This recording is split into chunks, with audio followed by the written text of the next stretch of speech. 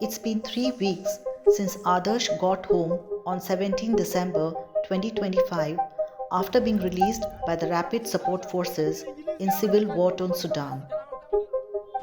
The trauma still grips him tight. He calls those days living hell.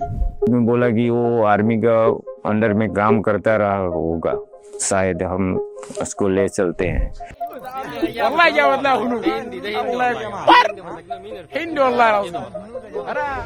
तो मारपीट बहुत ज्यादा किया वहाँ पे, मारा भी बहुत मुझे।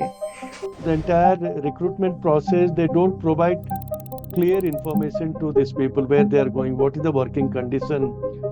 The army's last stronghold, Darfur, was also recently captured by the RSF, where reports of mass killings, sexual violence, looting and kidnappings have now become prevalent. An Indian origin man has reportedly been kidnapped by the paramilitary Rapid Support Forces, or the RSF. The 36-year-old was abducted from El Fasher, the city marred by violence after the RSF's recent takeover. Before moving to Sudan, 36-year-old Adarsh spent 3 years in Andhra Pradesh from 2007 to 2010 working as a mechanic. In 2010, he headed to Gujarat, chasing better pay, where he worked for 12 years, earning about 20,000 rupees a month on average. But that modest wage couldn't stretch far enough for a family of 6. He turned to friends for advice on opportunities abroad. When a role as chief machine operator surfaced at Sukarati Plastic Factory in Al Fashir, North Darfur, with a salary of 1.35 lakh rupees or $1,500, Adarsh didn't hesitate. His take-home pay neared 1 lakh rupees after deductions for food and lodging. Life felt stable at last. For 3 months, he wired nearly 1 lakh rupees home each month. Then it all shattered. Sudan's deadly civil war erupted, cutting everything short. जब मैं वहाँ पे घर पे था, बमबारी भी चालू हो गया था, गोली भी चल रहा था। तो वो 2-3 दिन गया, फिर बोले कि रेस्क्यू चालू हो गया। अभी हमारा बड़ा सिटी है सुडान का, खार्तूम बोल के, वहाँ खार्तूम में रेस्क्यू चालू हुआ। तो मेरे को फोन लग रहा था, बातचीत कांटेक्ट में था, मैं एम्बासी के भी साथ में कांटेक्ट में था। वो बोला कि रुकिए, वहाँ का जो तुम्हारा एरिया है ना, वहाँ पे दूसरे अभी 7-8 दिन के बाद तुम्हारा एरिया का बारी आएगा। लेकिन जब वो बारी आया 6-7 दिन के बाद, तो मेरा वहाँ का नेटवर्क 3 दिन कट हो गया। और 3 दिन के बाद फिर मैं नेटवर्क ढूंढने, वाईफाई ढूंढने गया। मैं स्टारलिंक होता वहाँ पे, वहाँ ढूंढने गया था।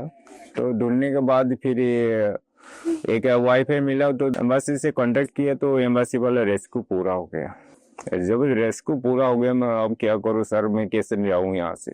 सर बोले कि कोई बात नहीं, आप रुकिए, शांत रहिए, घबराइए मत, आप वहाँ पे रुकिए, अभी थोड़ा शांत हो जाएगा, तब जी ये बंद होने वाला है 2-4 दिन के बाद, तो आप निकलेंगे वहाँ से, कोई व्यवस्था करेंगे हम, ऐसा बोल के मेरे को बोला कोई बात नहीं। मैं बोला ठीक है, मैं इंतजार कर रहा हूँ आपका। फिर वापस फोन किया मैं 2-4 दिन के बाद, वो बोले कि अब कुछ नहीं हो पाएगा, आप कुछ थोड़ा रोको, अभी 2-3 महीना। ऐसे इंतजार करते करते 2-2.5 साल हो गुजर गया।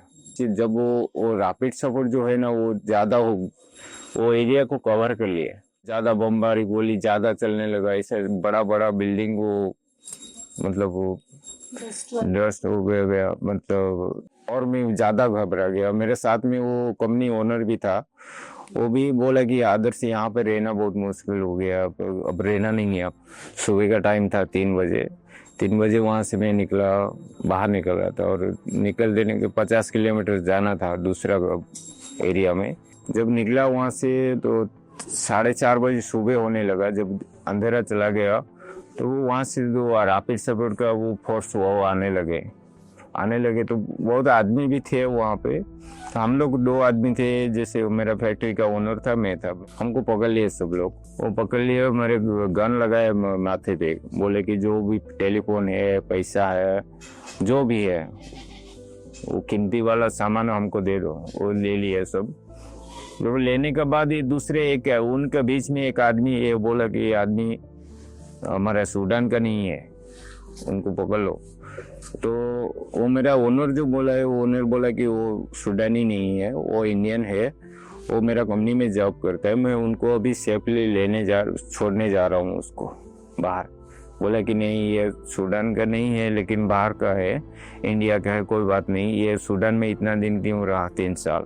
उसके बाद में बोला कि वो आर्मी का अंडर में काम करता रहा होगा, शायद हम उसको ले चलते हैं। तो मारपीट बहुत ज़्यादा किया वहाँ पे, मारा भी बहुत मुझे। बाद में मारने के बाद फिर गाड़ी में बिठाया, उस ओनर को बोला तुम जाओ, हमारा गवर्नमेंट हम उसको छोड़ देंगे। उनका एक बड़ा कमांडर आए थे, कमांडर बात करके वो बोला कोई बात नहीं, हमको उसको अंदर ले जाते। वो जेल में गया, फिर मीना जेल था, वो अल्फासिर का मीना जेल था, वहाँ पे गया।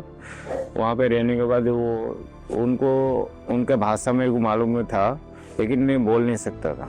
दूसरा एक आदमी थोड़ा बहुत इंग्लिश बोल सकता है, वो पूछताछ किया मुझे कि हाँ इधर सूडान में 3 साल क्यों रहा, यहाँ क्या कर रहे हो, आर्मी का साथ में ड्रोन चला रहे थे। बहुत पूछताछ किए, बाद में वहाँ पे 1 महीना रखा।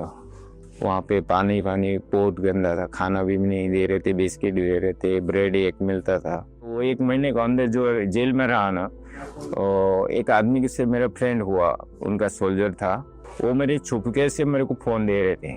और उनका फ़ोन से मेरे को माइंड में मेरा बीवी का नंबर याद था, वो नंबर डायल व्हाट्सएप नंबर था मेरे बीवी का, उसमें मेरे बीवी को मैं मैसेज किया मैं फंस गया हूँ। उसका बाद में जो मेरे को जब पहला दिन पकड़ा था, वो आदमी ने वीडियो बनाए थे, उनका मोबाइल में मैं देखा उस टाइम। मैं बोला भाई साहब ये वीडियो तुम्हारा मोबाइल में है तो मैं भेज सकता हूँ। बोला कि भेज दो और डिलीट भी मार। वही वीडियो मेरे यहाँ पे जब मेरा बीवी को मिला तो बीवी ने बोल दिया सबको। तो मैं तो शांति से नहीं बैठने पाई कि हाँ जैसा हस्बैंड को जैसा पकड़ लेता वो भी मुझे बहुत टेंशन लगते कि कैसा करेगी, क्या वो लोग जैसा संतरासवादी है, कभी पकड़ ले कभी मार देगी, उसका कुछ दिमाग भी नहीं है। तो ऐसा मैं सोच के तरह मेरा जो भाई रहते हैं वो लोग को सब जगह में मैं जो वीडियो मेरे पास आया था तो मैं इसको जैसे वायरल कर दिया, सबके पास भेज दिया था। तो हम लोग को एसपी डीएसपी सबको इंफॉर्मेशन दिया था। जो हम लोग कलेक्टर रहते जगह सुन कलेक्टर रहते है, एमएल रहती है और हम लोग यहाँ पे एमपी रहती है, बेगूसराय से रहती है एमपी। तो वो लोग को बोला कि हम लोग का ऐसा है, ऐसा हो गया है, पकड़ लिया है, तो कुछ मदद के लिए। तो वो लोग बोला कि कोई टेंशन नहीं लो, हम लोग तुम हिम्मत ही रखो। तो वो कॉन्फिडेंस से आप लोग रखना पड़ेगा, कॉन्फिडेंस नहीं रखेगी तो हम लोग किस कर नहीं पाएगी। हम लोग गवर्नमेंट है ना, तो गवर्नमेंट सब तरफ तुम साथ है। सबको बताया, बाद में प्रोसेस चालू हुआ। प्रोसेस चालू होने के बाद फिर उनका कमांडर को भी फोन गया, तो इंडियन है वो, उनका कोई गलती भी नहीं है।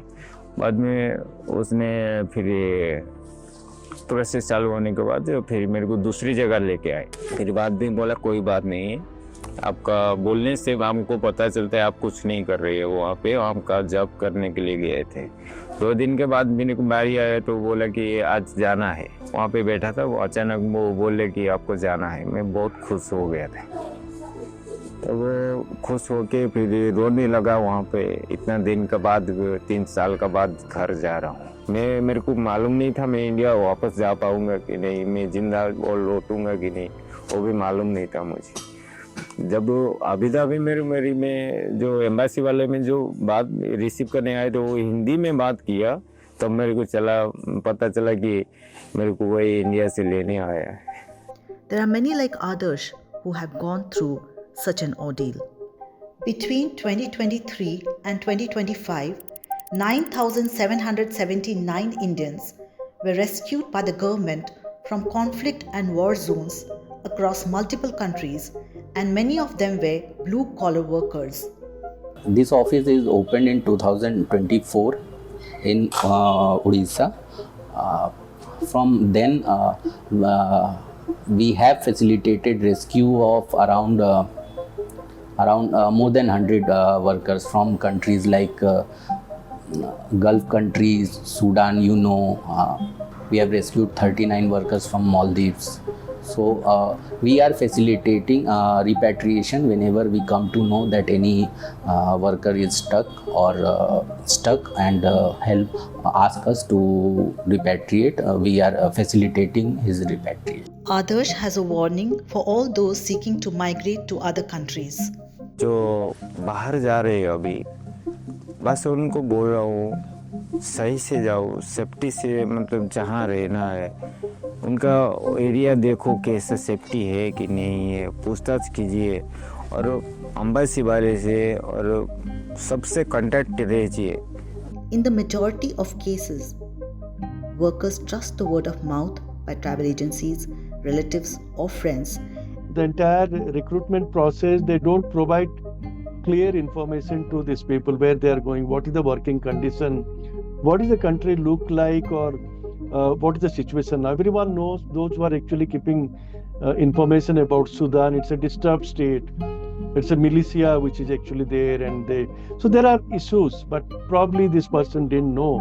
He must have fallen into a trap that and for earning more money, probably he got into that, and he was not briefed properly where he's going and what are the risks associated with this migration. Yeah, basically those who are migrating out, they should go through a kind of registered job placement agency. Agencies are there, and they should know he's an authenticate guy who is taking him.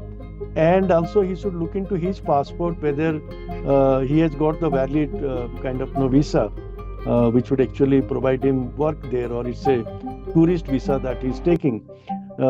Third, some kind of safe migration kind of tips need to be provided to young people who are migrating out, because many people, they don't know where they are going and what are the culture there and what are the laws are there and what kind of problem they face and to whom they could actually go in case of there is a problem. So Indian embassy numbers, and you have also the offices, different offices who actually help the families. Protector of immigrants, there is an office in Orissa now, in Bhubaneswar. The family member could actually approach them. Now we are working in Ganjam and other places. We have a helpline. Sometimes we tell them in the villages, we'll tell young people. So there are various ways. But till now, there is no such kind of formal processes are there by our government has set up any such kind of government of Odisha probably has not set up where people can go and talk to them, get authentic information, and then they will migrate. Look, the immigration process in this country is governed by the Immigration Act 1983 and the rules made thereunder. Immigration Act provides that nobody is authorized to conduct recruitment business. None of the person is authorized to recruit any Indian until he has a registration certificate by Ministry of External Affairs.